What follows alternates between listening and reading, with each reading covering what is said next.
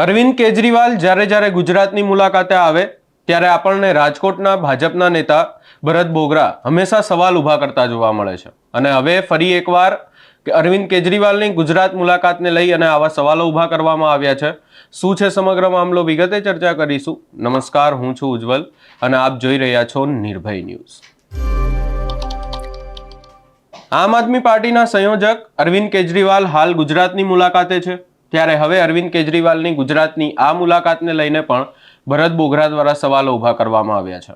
સવાલો સીધા જ ઊભા કરવામાં આવ્યા છે કે ભાજપને ગુજરાતમાં અને દેશમાં હરાવવા માટેનો ક્યાંક ને ક્યાંક કેજરીવાલ કોંગ્રેસ સાથે ષડયંત્ર કરી રહ્યા છે એવી વાત કરવામાં આવી. વધુમાં કહેવામાં આવ્યું કે ગુજરાતીઓને લુભાવવાની પણ વાતો દર વખતે અરવિંદ કેજરીવાલ કરે છે. આવી જ વાતો આ વખતે પણ કરવામાં આવી. વધુમાં આ સમગ્ર બાબતને લઈ અને ભરત બોગરા દ્વારા શું કહેવામાં આવ્યું સૌપ્રથમ એ સાંભળી લઈએ. સર, કેજરીવાલ ગુજરાતના પ્રવાસે છે અને રાજકોટની અંદર એને ઘણા બધા આક્ષેપો ભાજપ ઉપર, ગુજરાત સરકાર ઉપર કર્યા છે. કેજરીવાલનું એક જ કામ છે, જોરથી બોલવું, જુઠ્ઠું બોલવું અને લોકોને ભ્રમિત કરવા. હું વારંવાર કહું છું કે ગુજરાતની શાંતિ અને સલામતી ડોળવાના, શાંત પાણીમાં પથરા નાખવા માટેનું આખી ટીમ કામ કરી રહી છે. મને બરાબર યાદ છે કે કેજરીવાલજી એમ કહે છે કે ભાજપ કોંગ્રેસ એક સિક્કાની બે બાજુ છે. કેજરીવાલજી, આ ગુજરાત છે, આ ગુજરાતીઓ છે, બધા જ જાણે છે કે 2024ની લોકસભાની ચૂંટણી આપ ઇન્ડીના સાથીદાર તરીકે લડ્યા છો આખા દેશમાં.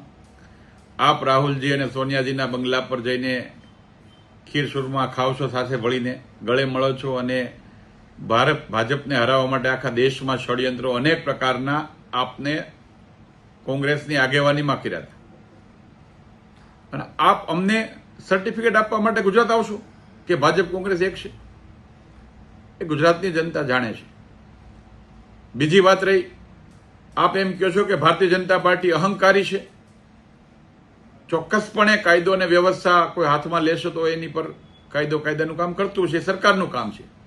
પણ આપ એમ કહો છો કે મારા પર પણ ખોટા કેસો કરે છે. નામદાર સુપ્રીમ કોર્ટ અને હાઈકોર્ટ તમને જામીન ન આપી શકે એ પ્રકારના ઓફેન્સ તમારા પર છે.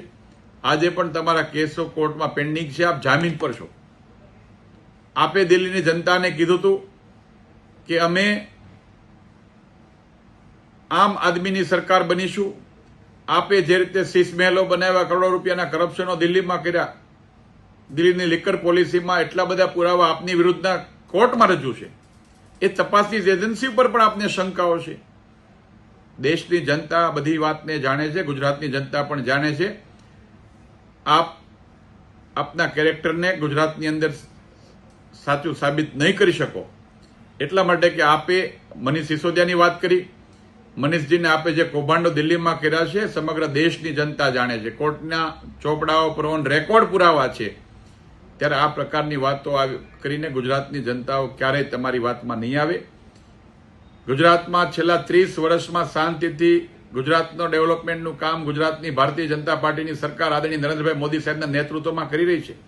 આજે ગુજરાત માટે ઐતિહાસિક દિવસો આવી રહ્યા છે કે ગુજરાતના એ કિસાનોની વાત હોય તો 10,000 કરોડનું ઐતિહાસિક પેકેજ આપ્યું. એ ગુજરાતના કોમનવેલ્થ ગેમની વાત આવતી હોય તો આખા વર્લ્ડની ગેમ જો ગુજરાતમાં લાવી શકતા હોય તો નરેન્દ્રભાઈ મોદી અને અમિતભાઈ શાહ એ ગુજરાત માટે જે કામ કરે છે, એ કેજરીવાલ દિલ્હીમાં ગુજરાતને ગાળો દેશે.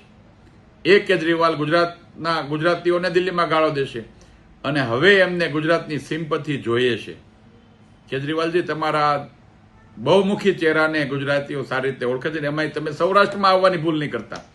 આ સૌરાષ્ટ્રવાસીઓ આવા બહુરૂપીઓને સારી રીતે ઓળખે છે અને તમારા બહુરૂપને તમે દિલ્હી અને પંજાબ પૂરતું સીમિત રાખો, ત્યાં પણ લોકો ઓળખી જાય છે. અહીંયા એક વાત કરવામાં આવી આમ આદમી પાર્ટીના અને કોંગ્રેસના ગઠબંધનને લઈને. કારણ કે 2024ની ચૂંટણીમાં આપણને બધાને ખબર છે કે આમ આદમી પાર્ટી અને કોંગ્રેસનું એક ગઠબંધન હતું. એની સાથે આખું ઇન્ડી ગઠબંધન હતું. એનામાં અનેક પાર્ટીઓ હતી. આ વાતને લઈને અહીંયા સીધી જ કટાક્ષ કરવામાં આવી કે કોંગ્રેસ સાથે મળી અને ક્યાંક ને ક્યાંક અરવિંદ કેજરીવાલ ગુજરાતના લોકોને પણ છેતરવાનો પ્રયાસ કર્યો હતો. અને હવે ફરી એકવાર ક્યાંક ને ક્યાંક અહીંયા એ જ વાત કરવામાં આવી. અમે અહીંયા ભાજપના નેતાને પણ કહેવા માંગીએ છીએ કે તમારું પણ એક ગઠબંધન છે, એનડીએ ગઠબંધન. એની અંદર પણ અનેક પાર્ટીઓ હોય છે. એટલે કે ગઠબંધન બનતા હોય છે અને તૂટતા હોય છે. પરંતુ અહીંયા ક્યાંક ને ક્યાંક વાત આવે છે લોકોના પ્રશ્નો ઊભા કરવાની, લોકોના પ્રશ્નો સાંભળવાની. ક્યાંક ને ક્યાંક આમ આદમી પાર્ટીના નેતાઓ વાત સાંભળતા હશે. પણ ઠીક છે, હવે ફરી એકવાર આકરા પ્રહાર કરાયા છે. આ સમગ્ર બાબતે આપનો શું અભિપ્રાય છે અમને કમેન્ટ કરી જરૂર જણાવશો. અમારી ચેનલ નિર્ભય ન્યૂઝને લાઇક, શેર, સબસ્ક્રાઇબ કરવાનું ભૂલશો નહીં.